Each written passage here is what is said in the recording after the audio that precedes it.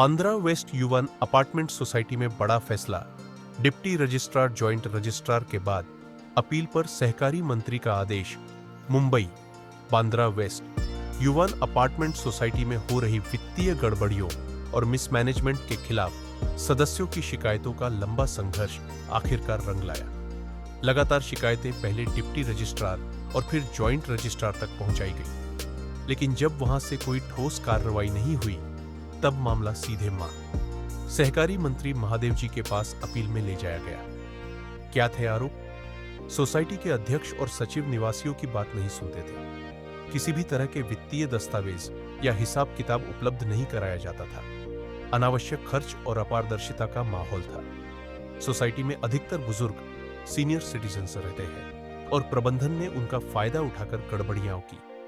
शिकायतकर्ता की पहल स्थानीय सदस्य श्री अकबर जीवानी ने सबसे पहले डिप्टी रजिस्ट्रार और फिर जॉइंट रजिस्ट्रार के पास यह मामला उठाया।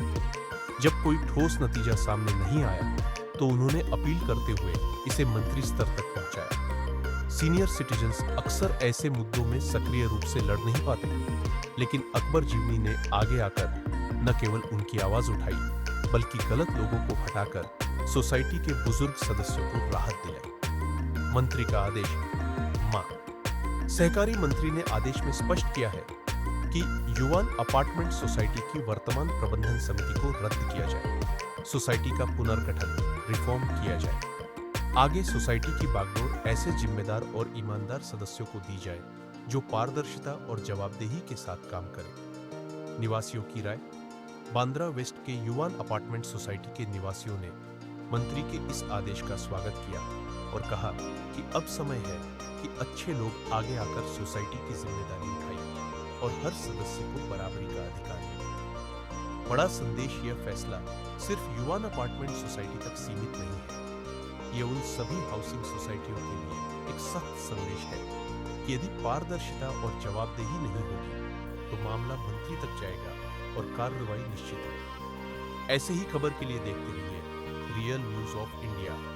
हमारे साथ है U1 अपार्टमेंट के मेंबर अकबर जीवानी जी। इस विषय को लेकर उनका क्या कहना है, आइए। तो जैसे कि आपको जैसे मालूम पड़ा कि कॉर्पोरेशन मिनिस्टर के ऑफिस से ये एक ऐतिहासिक ऑर्डर निकला है सोसाइटी का, जिसमें हम कह सकते हैं justice delayed was not denied but it was delayed। लेकिन आज हमें ऐसा लगता है जस्टिस मिला, क्योंकि अक्सर ये सोसाइटी मैनेजिंग कमेटी जो थी, जो अभी जो डिसमिस और डिस्क्वालीफाई हो गए, उनके ऊपर पहले ही केसेस थे अंडर सेक्शन 83, फिर 88, 154B82। जैसे कि कोई भी सोसाइटी में से डॉक्यूमेंट्स मांगता था तो कभी भी उन लोग डॉक्यूमेंट देने के लिए ना बोलते थे या पूछते थे कारण दो, क्यों चाहिए, ये सब था। तो बहुत सारा इश्यू था, कायदे के विरुद्ध सब चल रहा था।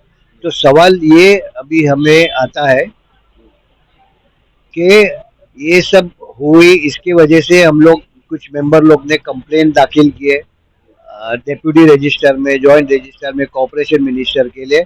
लेकिन समझने वाली बात है कि ऐसा क्या हुआ, ये हमें समझना चाहिए कि ऐसे क्या क्या कारण थे जिसके वजह से ये नौबत आई, कि आदमी क्यों परेशान हो रहा है और क्यों ऐसा हो रहा है। तो सबसे पहले था कि ये हम कोऑपरेटिव एक्ट में, एक कोऑपरेटिव मूवमेंट में रहते हैं, तो उसमें कुछ कायदे और कानून जो है महाराष्ट्र का कोऑपरेटिव एक्ट में, वो हमें फॉलो करना चाहिए, उसको पूरा इससे उसको निभाना चाहिए।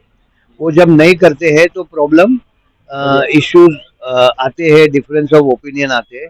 तो इसी तरह एज अ मेंबर लोग ने बहुत कोशिश करने के बाद डेप्यूटी रजिस्टर में अप्रोच किए कि ये कायदे के उल्लंघन हो रहा है, इलीगल फ्लैट ट्रांसफर हो रहे हैं, इलीगल मीटिंग्स हो रही है, प्राइवेट मीटिंग्स हो रही है, डॉक्यूमेंटेशन हमको नहीं दे रहे, जो अपने हिसाब से काम कर रहे हैं। तो हमने 75(5) में ये कंप्लेंट डाली थी डेप्यूटी रजिस्टर को, जो जिसमें हमको ऑर्डर मिला था जहाँ पर ये कमेटी डिसमिस और डिस्क्वालीफाई हो गई थी। उसके बाद उन्होंने आगे अपील किया, जो उनका राइट है। जॉइंट रजिस्टर ने उसको बराबर देखा नए अंदाज से, दो ऑर्डर 75 और 77 को क्लब कर दिया। जो टेक्निकली नॉट वैलिड था, और जो अपील होता है 152 में उसको 154 में किया, वो हिसाब से उन्होंने ऑर्डर सेट असाइड किया। मेरिट के ऊपर कोई ऑर्डर उसमें नहीं दिया, ये ग्राउंड्स पे दिया, वो बेसिस पे हम कॉर्पोरेशन मिनिस्टर के पास गए कि जुरिस्डिक्शन ही नहीं है कि दो ऑर्डर का क्लब करे एक में, नंबर वन, और प्लस किस तरह इनको करना चाहिए। ये ऑर्डर 154 में क्या आ सकता है, 154 वो हिसाब से टेक्निकली बात पे उन्होंने ये ऑर्डर सेट असाइड कर दिया जॉइंट रजिस्टर का। तो इस तरह से अभी हमारा ऑर्डर जो 75 फाइल था, जिसमें कमेटियाँ डिसमिस हो गई, वो क्लियर हो गई और वो डिसमिस और डिबार हो गई। पर कहने का मतलब ये इश्यू ऐसा है कि हमारे मेंबर्स लोग मेरी बात को मानेंगे भी कि जब अभी रिपेयर हुआ 3.5 करोड़ रुपया खर्चा हुआ, लेकिन जिसके घर में 14 साल से पानी नहीं आ रहा था उसका लीकेज चालू हो गया। हमने टेरेस उसको ना बोला था वाटर प्रूफिंग करने के लिए, फिर भी वो किया। और पब्लिक के मेंबर्स के सीलिंग गिरने का चालू हो गया। उसमें तो एक ऐसा था कि 5 सेकेंड या 5 मिनट लेट हो जाता तो एक पूरा बच्चे के ऊपर ही पूरा सीलिंग गिरना था, उसके भी वीडियो है, तो वो प्रूफ भी हमारे साथ है। तो ये परेशानी, और जब प्रॉब्लम आवे तो सुनवाई नहीं करे, लेट गो करे, क्योंकि हमारे यहाँ सब सीनियर सिटीजन है, तो वो जो ज़्यादा आवाज़ नहीं कर सकते, लेकिन कुछ मेंबर है जैसे हमारे साथ है, उन्होंने ये कदम निकाल के आज ये कह सकते हैं कि अभी हम नई उम्मीद लेके, नए मैनेजमेंट को लेके ये सोसाइटी को फिर से उसकी जो पास्ट ग्लोरी है वो वापस लाना चाहते हैं। रीडेवलपमेंट का भी इशू था, तो उसमें भी प्राइवेट मीटिंग्स करते थे वो लोग, और अंदर ही अंदर बिल्डर को बुलाना करना, कोई ट्रांसपेरेंसी नहीं। जो कायदे से पहली मीटिंग होना चाहिए, जिसमें सोसाइटी के 67% अटेंड होना चाहिए, स्पेशल जनरल मीटिंग होना चाहिए, ऐसा कुछ भी ना करे, अपने हिसाब से मनमानी का कारोबार चल रहा है। तो ये उनको मैसेज ये है कि सबकी बात सुनना चाहिए। कोई आपको एक पेपर मांगता है सोसाइटी का तो उसको 4 पेपर दो, उनकी बात समझो, उनको सुनो, और उसको उनके सजेशन अच्छे हो तो उसको अमल में लाने की कोशिश करो। क्योंकि कोऑपरेटिव मूवमेंट तभी जागेगी कि जब एक कोऑपरेटिव मूवमेंट चलेगी बराबर कायदे से और कानून से, तो ईमानदारी से चलेगी। Communication is the key, information है की, और कुछ अच्छा करने की एज अ पे बैक टू द सोसाइटी करके अगर सीनियर सिटीजन आएंगे तो ही ये काम, सीनियर मेंबर सॉरी आएंगे तो ही आगे बढ़ेगा। क्या मैसेज देना चाहोगे सोसाइटी को, किस तरीके से जो सोसाइटी से मैं यही कहना चाहता हूँ कि जो हमारे युवान अपार्टमेंट्स के मेंबर्स को, कि आप अपने हिसाब से आंखें खोल के समझिए, करिए कि आज हम कितने सफर हो रहे थे, हमारा कितना नुकसान हो रहा था। जीएसटी भी हमको 60 लाख रुपीज भरना चाहिए उन लोग की बेदरवारी से और बेपरवाही से।